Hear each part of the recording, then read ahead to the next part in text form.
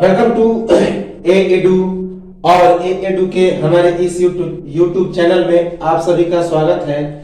तो मध्यकालीन भारत के इतिहास को हम लोग पढ़ रहे थे और मध्यकालीन भारत के इतिहास के अंतर्गत हम लोग सूफी और भक्ति आंदोलन के बारे में पढ़ रहे थे और सूफी और भक्ति आंदोलन के तहत हम लोग भक्ति आंदोलन के बारे में पढ़ रहे थे, जिसमें पिछले वीडियो में हम लोगों ने आदि गुरु शंकराचार्य के बारे में देखा। आदि गुरु शंकराचार्य को हम लोग कंटिन्यू करेंगे और उसके बाद इस वीडियो में एक और महान भक्ति आंदोलन के संत जो कि वैष्णव गुरु थे, उनका नाम था रामानुजाचार्य। रामानुज और आचार्य बनने के बाद उनका नाम हो गया रामानुजाचार्य। तो शंकराचार्य शैव गुरु थे जबकि रामानुजाचार्य वैष्णव गुरु थे। तो चलिए हम लोग शुरुआत करते हैं, शंकराचार्य को कंटिन्यू करें। हमने बताया था कि शंकराचार्य ने 4 पीठ या मठों की स्थापना की थी, जिसमें सबसे इंपॉर्टेंट था श्रृंगेरी मठ, उसके बाद एक और था पुरी मठ, उसके बाद था द्वारिका मठ, उसके बाद बद्रिकाश्रम, ज्योतिष पीठ बद्रिकाश्रम। तो ये चारों पीठों की स्थापना की थी, जिनके जो संत हुआ करते थे मुख्य संत, उन्हें शंकराचार्य ही कहा जाता था। तो शंकराचार्य के चारों पीठों अर्थात मठों पर शंकराचार्य की नियुक्ति के लिए कौन कौन सी योग्यता निर्धारित है?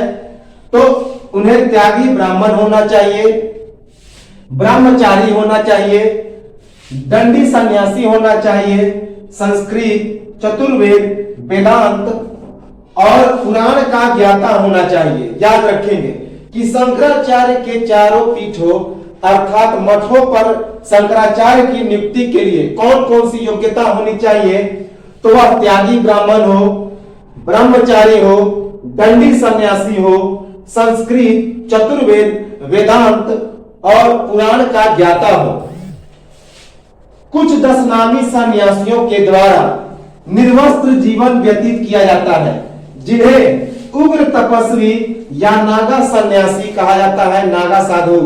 तो याद रखिएगा, जो कुंभ का मेला लगता है 12 बरस पे नासिक में, प्रयागराज में, तो वहां पे ये जो नागा साधु होते हैं अपना गंगा स्नान करते हैं, तो ये उग्र तपस्वी होते हैं, उग्र सन्यासी होते हैं। तो कुछ 10 नामी सन्यासियों के द्वारा निर्वस्त्र जीवन व्यतीत किया जाता है, वे कोई भी कपड़ा नहीं पहनते, जिन्हें उग्र तपस्वी या नागा साधु या नागा तपस्वी कहा जाता है। याद रखेंगे। अब हम लोग मठ या पीठ के बारे में देखें कि मठ या पीठ क्या है। तो ऐसा स्थान जहां गुरु द्वारा शिष्य को शिक्षा प्रदान किया जाता है, उपदेश प्रदान किया जाता है, उपदेश दिया जाता है, और ये गुरु प्रायः धर्म गुरु होते हैं और इनकी शिक्षा कैसी होती है? तो आध्यात्मिक शिक्षा होती है। तो मठ या पीठ ऐसा स्थान होता है जहां गुरु द्वारा शिष्य को शिक्षा प्रदान की जाती है, उपदेश प्रदान की जाती है, उपदेश दिया जाता है, और ये जो गुरु होते हैं प्रायः धर्म गुरु होते हैं और इनकी शिक्षा आध्यात्मिक होती है। याद रखेंगे, इंपॉर्टेंट है। आदि शंकराचार्य के द्वारा 12 ज्योतिर्लिंगों की स्थापना की गई है। इंपॉर्टेंट है। ज्योतिर्लिंग का मतलब होता है शिव जी के मंदिर में, शिव जी का मंदिर में जो लिंग होता है वहां पर ज्योति की स्थापना की गई। तो 12 ज्योतिर्लिंगों की स्थापना की किसने? शंकराचार्य ने। बहुत महत्वपूर्ण है। कहा? तो पहला सोमनाथ का मंदिर, जो कि गुजरात का सबसे बड़ा मंदिर है, जो सौराष्ट्र, यही इनका प्रथम ज्योतिर्लिंग था। शंकराचार्य का प्रथम ज्योतिर्लिंग कौन था?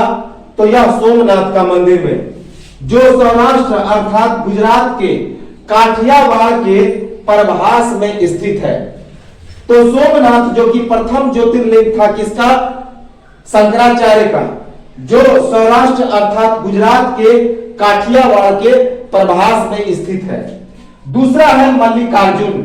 मल्लिकार्जुन आंध्र प्रदेश के कृष्णा जिले के कृष्णा नदी के तट पर यह स्थित है।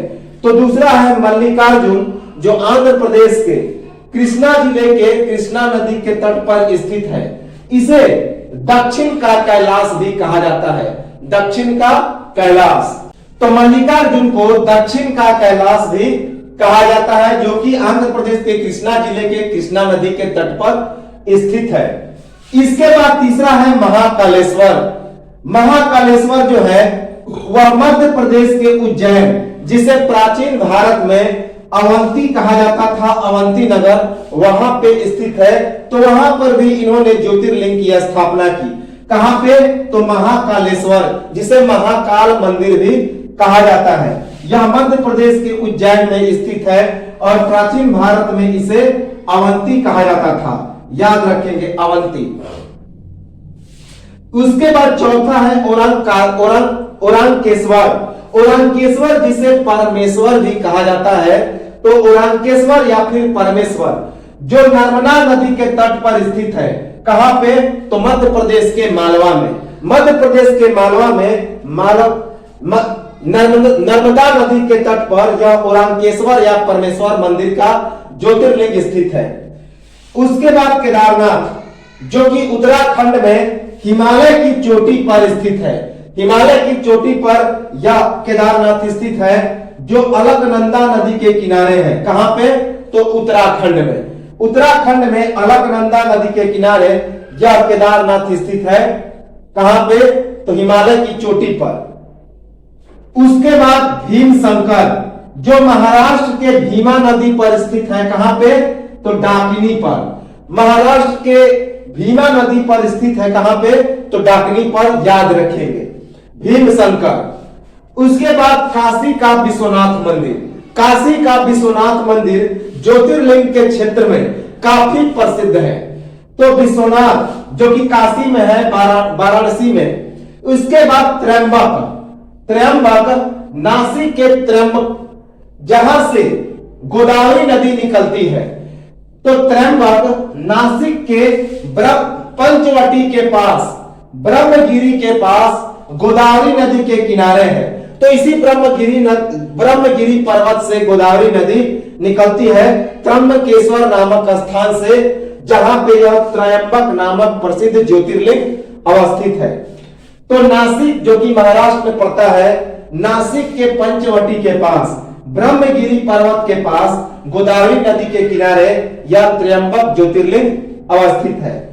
उसके बाद बैद्यनाथ मंदिर, जिसे बाबा बैद्यनाथ या बैजूनाथ मंदिर के नाम से जाना जाता है, जिसे बाबा धाम भी कहा जाता है, तो झारखंड में के देवघर में स्थित है।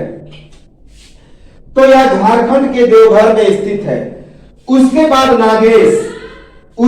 नागेश। याद रखेंगे, बैद्यनाथ मंदिर को चिता भूमि के नाम से भी जाना जाता है, चिता भूमि। इसके बाद नागेश, यह गुजरात के बड़ौदा में स्थित है, इसे दारुका वन के नाम से भी जाना जाता है।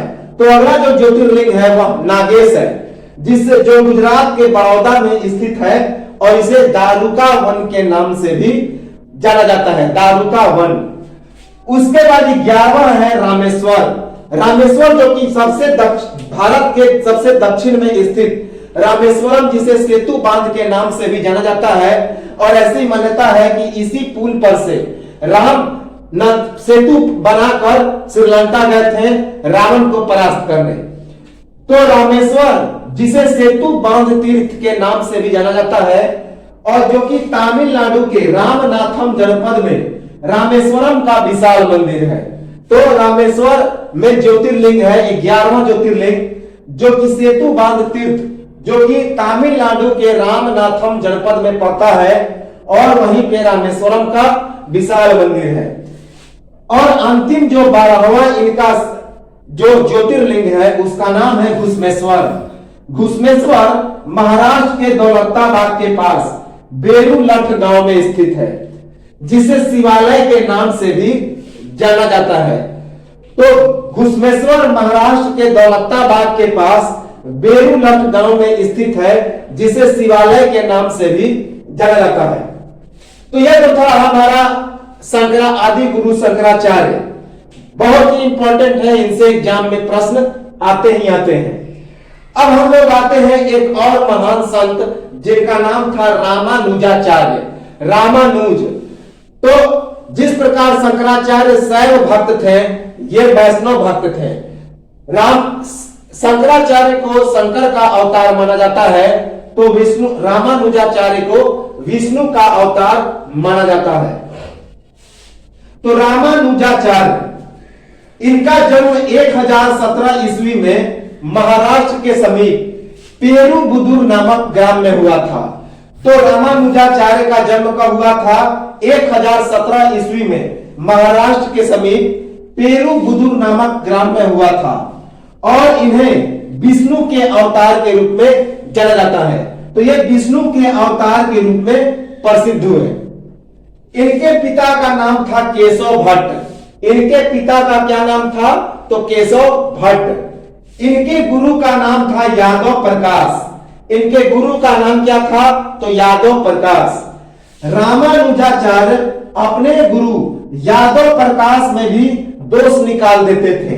इस कारण यादव प्रकाश द्वारा ईर्ष्या के कारण रामानुजम की हत्या का प्रयास किया गया, पर एक व्याध द्वारा तथा इनकी पत्नी के द्वारा इनकी रक्षा की गई।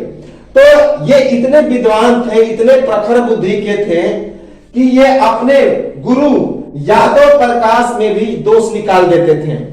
तो इसी कारण यादव प्रकाश उनसे ईर्ष्या करने लगे और इस ईर्ष्या के कारण यादव प्रकाश ने रामानुजम की हत्या का प्रयास किया, लेकिन एक व्याध अर्थात माली और इनकी पत्नी ने इनकी जान बचाई। यादव प्रकाश के द्वारा कांचीपुरम में वेदांत की दीक्षा दी गई। तो इन्हें ब्रह्म सूत्र या वेदांत की दीक्षा किसने दी? तो यादव प्रकाश ने। याद रखेंगे कहां पे? तो कांचीपुरम में। इंपॉर्टेंट है। वेदांत को हम लोग ब्रह्म सूत्र भी कहते हैं। तो रामानुजाचार्य को कांचीपुरम में वेदांत की शिक्षा अर्थात ब्रह्म सूत्र की शिक्षा यादव प्रकाश ने दी।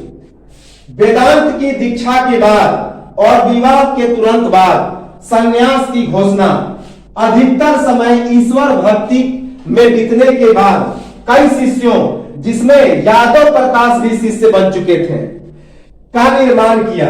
तो वेदांत की दीक्षा लेने के बाद जब यादव प्रकाश से वेदांत की शिक्षा रामानुजाचार्य ने ग्रहण कर लिया, तो उन्होंने तुरंत संन्यास की घोषणा की और इनका अधिकतर समय ईश्वर की भक्ति में बीतता था और इनके शिष्य, इनके गुरु यादव प्रकाश भी बन गए। तो अब अपने संन्यास की घोषणा के बाद इन्होंने कई शिष्यों का भी निर्माण किया और इनके शिष्य कौन बन गए? तो यादव प्रकाश, जो कि इनके गुरु थे, वे भी शिष्य बन गए। याद रखेंगे। और इनका अधिकतर समय ईश्वर की भक्ति में बीतने लगा। इनका सिद्धांत क्या था जो सबसे इंपॉर्टेंट है, रामानुजाचार्य के बारे में पूछा जाता है, तो इन्होंने एक सिद्धांत का प्रवर्तन किया जिसका नाम था विशिष्टाद्वैत या विशिष्ट अद्वैत। जिस प्रकार शंकराचार्य ने अद्वैतवाद के सिद्धांत का प्रतिपादन किया, तो रामानुजाचार्य ने विशिष्टाद्वैत या विशिष्ट अद्वैत के सिद्धांत का प्रतिपादन किया। इसका मतलब होता है शरीर विशिष्ट है। शरीर विशिष्ट है, जीवात्मा अंश तथा अंतर्यामी परमात्मा अंशी है। तो इन्होंने एक सिद्धांत दिया जिसका नाम था विशिष्टाद्वैत, जिसे विशिष्ट अद्वैत भी कहा जाता है, जिसके अनुसार शरीर विशिष्ट है, जीवात्मा अंश है तथा अंतर्यामी जो परमात्मा है वह उसका अंशी है, एक टुकड़ा है। गृहस्थ जीवन को त्याग कर श्री रंगम जाकर यतिराज नामक सन्यासी से सन्यास धर्म की दीक्षा ली। तो जब इन्होंने गृहस्थ जीवन को त्याग दिया रामानुजाचार्य ने, तो गृहस्थ जीवन को त्याग कर ये श्रीरंगम चले गए और श्रीरंगम में जाकर यतिराज नामक सन्यासी से इन्होंने सन्यास धर्म की दीक्षा ली। तो सन्यास धर्म की दीक्षा कहां पर ली? तो श्रीरंगम में। किसके द्वारा? तो यतिराज नामक एक सन्यासी के द्वारा। याद रखेंगे, गृहस्थ जीवन को त्याग कर। बड़े ही विद्वान, धैर्यवान और उदार थे। तो ये जो रामानुजाचार्य थे वे काफी विद्वान थे, उदार थे और धैर्यवान व्यक्ति थे। चरित्र बल और योग भक्ति में अद्वितीय थे। तो चरित्र बल और योग भक्ति में वे काफी अद्वितीय थे, याद रखेंगे। एक कहावत है कि गुरु यादव प्रकाश का निर्देश था कि रामानुज आपका बताया हुआ मंत्र किसी अन्य को न बताएं। किंतु जब रामानुजाचार्य को ज्ञात हुआ कि मंत्र सुनने से लोगों को मुक्ति मिल जाती है, तो मंदिर की छत पर चढ़कर सैकड़ों नर नारियों के सामने चिल्लाकर उस मंत्र का उच्चारण करने लगे। यह देखकर क्रुद्ध गुरु ने उन्हें नरक जाने का श्राप दिया। इस पर रामानुज ने उत्तर दिया, यदि मंत्र सुनकर हजारों नर नारियों को मुक्ति मिल जाए तो मुझे नरक जाना भी स्वीकार है। तो एक कहावत कहा जाता है रामानुजाचार्य के बारे में कि इनके गुरु यादव प्रकाश ने क्या कहा था कि मैंने जो आपको मंत्र बताया है, यह मंत्र किसी को मत सुनाइएगा, नहीं तो आपको नरक की प्राप्ति होगी। लेकिन जब रामानुजाचार्य को इस बात का पता लगा कि यह जो मंत्र है इससे सुनने से लोगों को मुक्ति मिलती है, तो यह छत पर चढ़कर सैकड़ों नर नारियों को इन विचारों का, इन मंत्रों का प्रचार करने लगे, सुनाने लगे। और उत्तर में क्या दिया, अपने यादव प्रकाश को क्या कहा कि यदि मुझे इस मंत्र को सुनाने से नरक भी मिल जाए तो भी मैं सुनाऊंगा। क्यों? क्योंकि इससे लोगों को मुक्ति की प्राप्ति होती है। अपने गुरु यमुनाचार्य के आदेश पर ब्रह्मसूत्र, विष्णु सहस्त्रनाम और अलवंदारों के दिव्य प्रबंध के भाष्य की इन्होंने रचना की, टीका की रचना की। वेदांत सूत्रों पर भाष्य लिखा जिसका नाम क्या था, तो श्री भाष्य। तो अपने गुरु यमुनाचार्य के आदेश पर रामानुजाचार्य ने ब्रह्मसूत्र, जिसे वेदांत सूत्र भी कहा जाता है, विष्णु सहस्त्रनाम और अलवंदारो, जो अलवार संतों का महान ग्रंथ था, दिव्य प्रबंध, उन पर इन्होंने भाष्य लिखा, टीका लिखा। और वेदांत सूत्रों पर जो इन्होंने भाष्य लिखा, टीका, उसका नाम क्या था, तो श्री भाष्य, याद रखेंगे। इनके 74 शिष्य थे। कितने? तो 74। तो शिष्यों की संख्या रामानुजाचार्य की कितनी थी, तो 74।